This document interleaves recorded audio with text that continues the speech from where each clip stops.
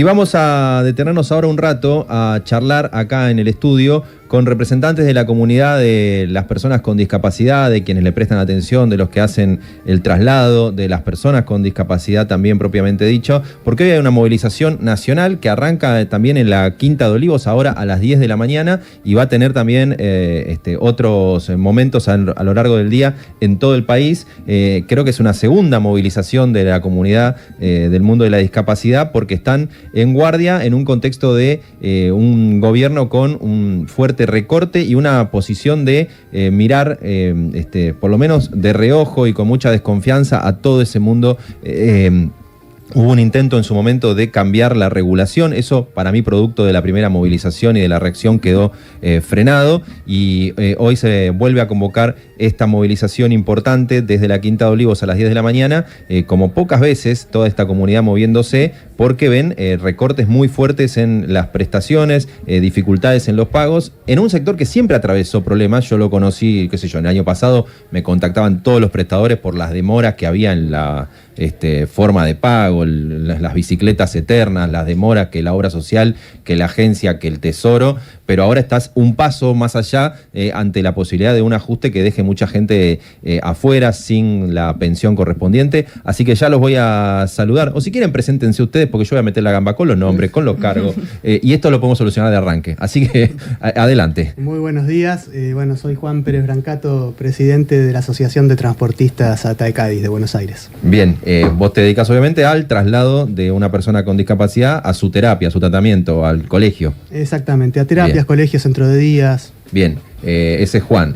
Adelante. Sí, buen día a todos. Mi nombre es Sebastián Ferrea, soy licenciado en musicoterapia, prestador de servicios de salud para personas con discapacidad y actualmente coordinador de un centro de día para personas con discapacidad de la ciudad de Temperley. O sea, vos sos el que recibe a la persona con discapacidad que trasladó Juan. Exactamente. Estamos haciendo el mapa. Eso mismo. Eso Ese es Sebastián, musicoterapeuta. Exactamente. Bien, adelante.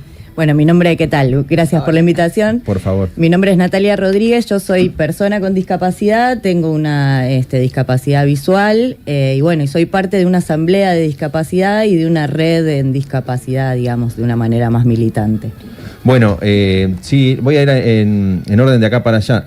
Natalia, si vos tuviese que contar por qué se están movilizando hoy, ¿cómo lo explicás?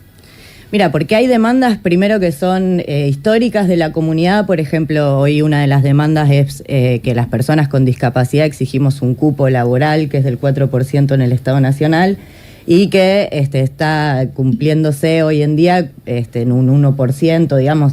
Para darte algunos números, el 80% de las personas con discapacidad no tenemos acceso a un empleo formal.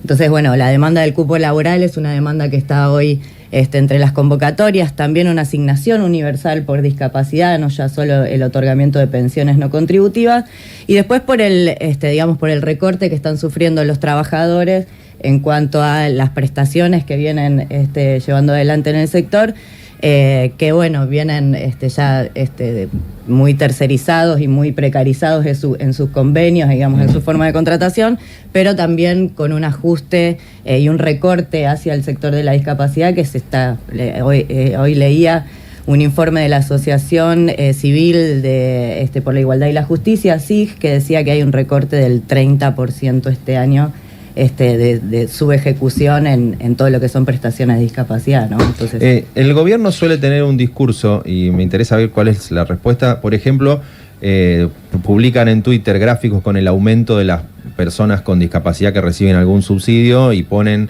en Argentina no hubo una guerra y fíjate cómo se disparó la cantidad de personas con discapacidad o los subsidios o pensiones o ayudas que reciben. ¿Qué es lo que ustedes dicen al respecto? Porque imagino que ese es el argumento desde el gobierno para ir hacia un recorte de esas asistencias. Principalmente es que obviamente no hubo una guerra en Argentina, pero sí hubo distintos gobiernos que no atendieron la necesidad de las personas con discapacidad y del colectivo de personas con discapacidad a lo largo de la historia. Hay que entender que todos los beneficios, que si lo podemos definir así, que tiene el colectivo, son generados a partir de la lucha y la confrontación, y esto que va a pasar hoy, que pasó a fines de mayo también, que es de la salida del colectivo de personas con discapacidad a la calle. Pensar que hubo curro en la asignación de pensiones es no tener en cuenta la necesidad del apoyo económico que tiene una familia donde hay una persona con discapacidad. La pensión no es sola, primero que no es un montón de plata, es el 70% de lo que es una jubilación mínima. Nadie se hace rico con una pensión no contributiva, pero sí la pensión no contributiva te permite... El 70% de la jubilación mínima. De la jubilación mínima, ni siquiera llega a una mínima. Pero sí te permite, por ejemplo, poder acceder a prestaciones como un centro de día, como una escuela, como el transporte. Te permite poder tener acceso a toda una estructura de apoyos que necesita una persona, a terapias, a qué sé yo, poder ir a un consultorio, que si no tenés esa pensión que te permite ingresar al programa de Incluir Salud, no lo podés costear. Digamos, son valores demasiado altos que se pueden ver en lo que es el nomenclador. Es imposible que una familia hoy en día que vive en la Argentina de clase media pueda afrontar esos gastos. O sea, una persona con discapacidad tiene un tratamiento en un centro determinado, eso tiene un determinado costo que establece hoy un nomenclador, sí, que o lo paga la persona de su bolsillo, o lo paga la prepaga o la obra social, o lo cubre Incluir Salud para los que están en la agencia de discapacidad. ¿Estamos explicándolo así? Exactamente. Claro, Incluir Salud, el programa Incluir Salud, cubre las prestaciones de todas las personas que no pueden demostrar un ingreso, ¿sí? Una pensión no contributiva no le llega a cualquier persona. Lo que hubo en estos últimos años, como ese era la única herramienta económica que había para poder acompañar a esas familias, se utilizó para poder brindársela a niños que estaban en situación psicosocial complicada, que necesitaban ese apoyo económico o que estaban en situaciones de extrema pobreza. Ahí se entregó la PNC, por eso el gobierno sale a decir que hay tantas PNC dadas mal, porque se dan a niños y el criterio de la pensión no contributiva es que se tiene que dar a las personas que tienen invalidez laboral. Por ende, ahí es donde choca esto de que un niño no puede trabajar, y es real, no puede trabajar. O sea, el instrumento de la pensión no contributiva, desde lo estrictamente regulatorio, debería ser solo para las pensiones por invalidez, o para las personas con invalidez laboral. Exactamente. Pero se usa para, no sé, chicos, utilizó. Por ejemplo, se utilizó. Claro, para que puedan acceder también a todas las terapias y todos los apoyos que necesita. Por eso acá la compañera, esto que decía, de poder definir una asignación por discapacidad es lo que se está buscando ahora. Ok, ustedes dicen que no se puede dar esto porque está mal, pero armemos otro dispositivo, otro apoyo, otra estrategia, porque es necesaria. Es necesaria porque una familia tipo, y menos en la situación socioeconómica que hoy vivimos, es imposible que pueda costear los valores que tiene hoy, no sé, una prestación de apoyo, un centro de día, un transporte o lo que fuere que necesite esa persona. Quien habla es Sebastián, que es musicoterapeuta. Antes hablaba Natalia, que es una persona con discapacidad. Estamos recorriendo los problemas en un día de movilización nacional de la comunidad. Juan, ¿cómo se vive esto desde el transporte, que me imagino es clave para que las personas con discapacidad lleguen a su tratamiento? Bueno, mira, desde el transporte, como el resto de las prestaciones, venimos siendo desfinanciados desde mediados de diciembre y lo que produce es que no se pueda brindar el servicio de la forma que la persona con discapacidad lo merece y ni tampoco como lo merece el trabajador, ¿no? Porque no se está trabajando de la mejor forma posible, es imposible trabajar de la mejor forma posible cobrando el 40% de lo que realmente uno precisa para poder costear un servicio de excelencia. ¿Y quién les paga a ustedes el traslado, por ejemplo, de una persona que necesita una terapia y ustedes la llevan? O sea, no la paga la persona con discapacidad ni su familia. ¿Quién la paga? Las prestaciones de discapacidad, el transporte está dentro de las prestaciones que brinda la 24901 y son financiadas por los entes financiadores, por Incluir Salud, por el PAMI, por las prepagas, por la Superintendencia de Servicios de Salud. La Superintendencia de Servicios de Salud. ¿Vos le presentás la cantidad de kilómetros para cada paciente, sería? Nosotros, la forma de facturación del transporte se presupuesta por kilómetro recorrido desde el domicilio hasta el lugar de atención, sea escuela, se multiplica por 22 días, que son los días hábiles, y se multiplica por el valor del kilómetro. Y a mí, yo había hablado con el superintendente de salud del gobierno anterior y él me venía con una argumentación, imagino López, que imagino que este gobierno profundizará, pero él en ese momento me decía, nosotros como superintendencia no tenemos que ocuparnos de lo que es educación ni de lo que es transporte, porque eso no es salud. Y tenía ese enfoque siendo un gobierno que tenía una mirada supuestamente distinta del mundo de la asistencia social. ¿Cuál es la respuesta ante eso? Mirá, no es la mirada de López únicamente, eso viene de hace muchísimos años, de que no deberían hacerse cargo de educación y transporte. La realidad es que si esas dos prestaciones no son cubiertas por el Estado Nacional y desde la ley 24901, desde el amparo... ¿Qué es la 24901? La 24901 es la ley que ampara a la persona con discapacidad para recibir todo este tipo de atenciones. Es el Sistema Único de Prestaciones Básicas. Si no está cubierto de esa forma, es muy difícil que la persona con discapacidad acceda a la educación y al transporte, porque son prestaciones de alto costo para ser afrontados por una persona o una familia. Estamos escuchando lo que es también el efecto de una determinada mirada de cómo debe organizarse una sociedad, porque es un sector que necesita asistencia económica o asistencia operativa para mantener su calidad de vida, y vos podés tener un acercamiento de, bueno, no, arreglate o te doy una asistencia que venga desde una determinada mirada, aún habiendo una ley. ¿Cómo es, por ejemplo, no sé, Natalia, hasta donde vos quieras contar, un día en tu vida, qué terapia o qué tratamiento haces, cómo necesitas o del transporte o de los centros, cuánto te sale, te lo cubre? No sé, yo veo que tenés lentes amarillos, ¿eso tiene que ver con la discapacidad o es moda? Sí, no, es... por ahí, no, puede ser. ¿Qué sé yo, viste? Sí, bueno, también, pero no, son filtros, digamos, que hacen, a mí me dan más el contorno. Yo tengo una enfermedad genética degenerativa a nivel de la retina. Me la diagnosticaron cuando estaba estudiando letras y bueno, tuve que repensar toda mi vida. Es una enfermedad que va avanzando, es muerte celular y bueno, al ser genética es difícil de tratar y abordar. Entonces yo empecé un tratamiento en la... ¿Y eso qué te produce cuando ves? Nubes al nivel de la visión central, como nubes grises. Voy perdiendo todo lo que es, por ejemplo, la identificación de rostros, la lectura, todo lo que es la visión de focal, ¿no? Todo lo periférico se conserva, que eso me sirve para trasladarme y demás, pero bueno, tuve que cambiar un montón de cosas de mi estructura de vida, ¿no? Claro. Aprender a leer de otra manera, con herramientas. Por eso empecé un tratamiento en la Asociación de Asistencia al Ciego, que es acá en Venezuela y Perú. Ahí empecé a aprender braille, herramientas de accesibilidad como aplicaciones de lectura de celular y demás. ¿Y bueno, el aparatito este que tenés tiene algo que ver? Sí, este es un telescopio de mano que me sirve para parar el colectivo, para viajar, es como que... ¿Cómo es? Y me acerca, es un telescopio. Ah, o sea, para ver el colectivo que viene. Sí, va digamos de 140 metros a 1000 metros. Entonces, en el ojo más fuerte que tengo, lo uso para eso. Claro, sí, para ver lo que necesitas a la distancia esa. Sí. Y en ese tipo, por ejemplo, de trabajo en la asistencia al ciego y demás, vos ahí tenés determinados o tratamientos o entrenamientos y eso lo cubrís con tu cobertura. Yo, como me diagnosticaron después de como 18 años de trabajo en blanco, me pude jubilar con una jubilación que se llaman anticipadas por invalidez. No importa qué cantidad de aportes tengas, siempre te corresponde una jubilación mínima, pero bueno, me separo un poco del 70% de la jubilación mínima, que son estas pensiones.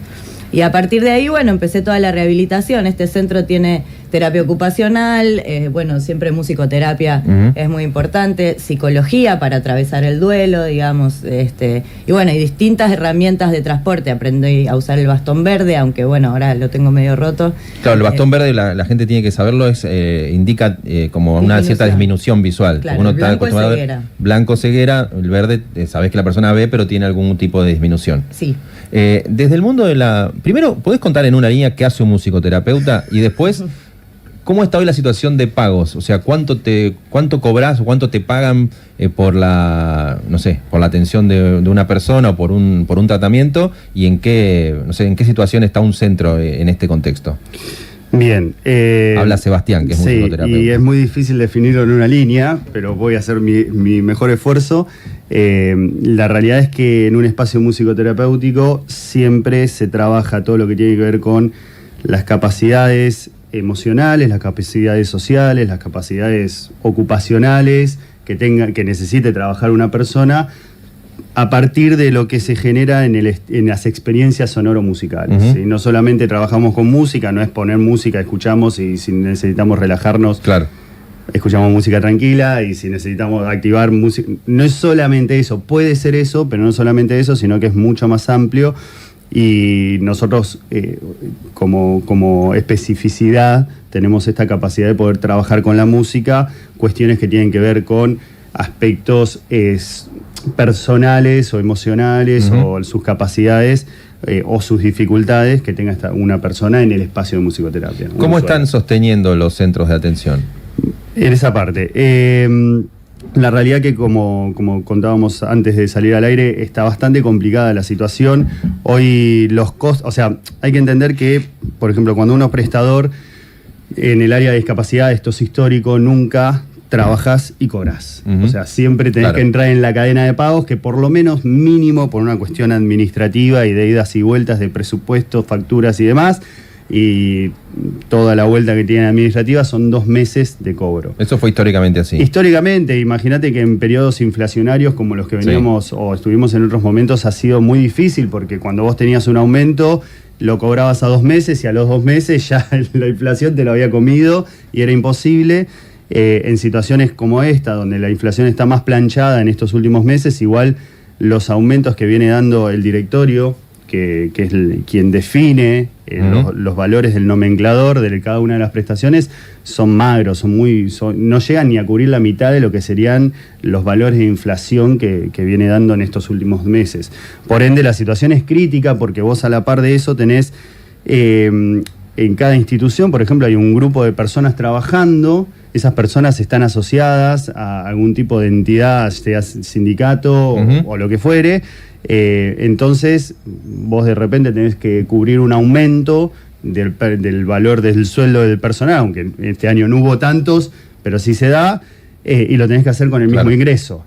Encima es un ingreso diferido en meses, porque vos vas cobrando. ¿Y se sostienen abiertos los centros o hay cierres en este contexto? La verdad que está complicado, no es fácil. No es fácil, hay muchos centros, hay lo que me llega a mí de distintas instituciones, sobre todo de zona sur, que somos de allá, que viven a crédito, o sea, sacando crédito de los bancos. Hoy los bancos dan crédito, entonces sacando crédito van cubriendo los que son cargas sociales, porque obviamente cuando uno tiene una institución está sujeto a que en cualquier momento caiga una inspección, una auditoría. Vos no podés tener gente en negro porque directamente bajan la ventanilla, cierre, entonces vos tenés que tener todo en orden y cada uno de los empleados, digamos, en blanco, y con todo al pie de la letra. Entonces se hace muy difícil tal vez poder llegar a cubrir cargas sociales o poder cubrir los valores de la prestación, ¿no? Porque una prestación de una institución que está abierta 8 horas,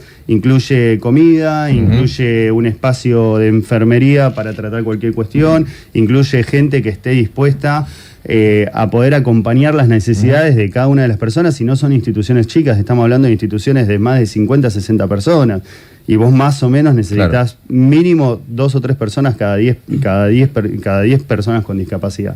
Entonces realmente son instituciones que tienen costos muy elevados de funcionamiento. Eso ni decir si el espacio en donde funciona la institución se alquila, no se alquila, las habilitaciones, el servicio de emergencia, los servicios que este año se dispararon. O sea, hay un cúmulo de cuestiones que hacen muy difícil sostener la actividad. Juan, recién escuchaban a Sebastián, que trabaja como musicoterapeuta en un centro de atención. Juan, desde el mundo del transporte, vos recién fuera de aire decías, por lo que viene en el presupuesto, ¿te imaginás una situación crítica para el comienzo del año que viene? Mirá, sí, como te decía antes, venimos sufriendo un desfinanciamiento brutal. Es importante recalcar que este directorio, que es el que fija los valores de los aranceles... ¿El directorio te referís a la Agencia de Discapacidad? La Agencia de Discapacidad preside el Directorio Único de Prestaciones Básicas. El directorio está conformado por el PAMI, por la Superintendencia y por la Agencia Nacional de Discapacidad, el Ministerio de Salud también. Este directorio tiene un representante de cada uno de estos sectores, más 2 representantes civiles. Para otorgar estos aranceles se lleva a votación una propuesta que se trae desde el Estado y los votantes son mayoría funcionarios estatales. Es importante recalcarlo porque muchas veces recae un reclamo sobre los prestadores que están representando en ese directorio. Y la verdad es que obviamente son minoría y por más que ellos voten en contra, que lo han hecho en las últimas por lo menos 5 reuniones de directorio, terminan perdiendo por minoría. O sea. Y Juan, para ir cerrando, porque tenemos que ir cerrando, pero quiero que cada uno le hable a la gente del gobierno, al presidente, al ministro de Salud, antes de esta movilización que van a hacer a las 10 de la mañana, a modo de cierre, mandándole algún mensaje para, no sé, llamar la atención. Me imagino que con los mensajes que van a transmitir hoy en la movilización en todo el país, que repito, arranca a las 10 de la mañana en la Quinta de Olivos, de toda la comunidad de las personas con discapacidad, casi tiro el mate, de las personas que atienden y de los transportistas. Si querés empezar vos, Juan. Juan es Juan Pérez Brancato, presidente de la Asociación de Transportistas de Personas con Discapacidad. ¿Qué querrías decirle a, no sé, al presidente, a la gente del gobierno? Bueno, que repiensen la manera de llevar adelante sus políticas específicamente hacia las personas con discapacidad, que entiendan que hemos terminado un año con un atraso arancelario que pocas veces hemos tenido, que se está brindando las prestaciones a pulmón y a base de créditos, y que para marzo 2025 esta situación de seguir así va a ser muy complicada sostener, que se tomen sus vacaciones y que lo repiensen y que entiendan que en el 2025 la gente con discapacidad va a precisar que los atiendan. Gracias, Juan. Ahora Sebastián Ferrea o Ferrea. Ferrea, tu turno, dale, decís algo al gobierno. Sí, me parece que, bueno, un poco acompañando lo que dice Juan, creo que es necesario entender que la discapacidad es un hecho político que necesita una discusión política, porque no es solamente una cuestión económica, no es una cuestión de números. Una persona con discapacidad necesita todo un apoyo integral en todos los aspectos, porque no somos una sociedad que esté preparada para poder afrontar todas las diversidades que presentan las personas con discapacidad, y que es necesario discutir, que esto no se puede bajar normativamente y decir, bueno, ustedes tienen esto, ustedes les sacamos aquello. No es tampoco un sector para realizar un recorte económico como el que se está realizando. Necesitamos todo lo contrario, discutir, necesitamos políticas de acción que atiendan las necesidades del colectivo, y necesitamos ser escuchados. Es principalmente eso. El sector luchó siempre y va a seguir luchando y va a seguir estando en la calle como lo estuvo hasta ahora, porque necesitamos ser escuchados y necesitamos discutir lo que necesitamos, entendiendo cualquier tipo de situación, pero discutiendo con razonabilidad, digamos. Y Natalia, que está acá también como una persona con discapacidad, en este caso visual, María Natalia Rodríguez, y también parte de la asamblea, ¿no?, de personas con discapacidad. Cerrá vos. Yo no le quiero hablar al gobierno, Bien. le quiero hablar a la gente, a convocar ampliamente. Hoy va a ser una movilización grande en todo el país.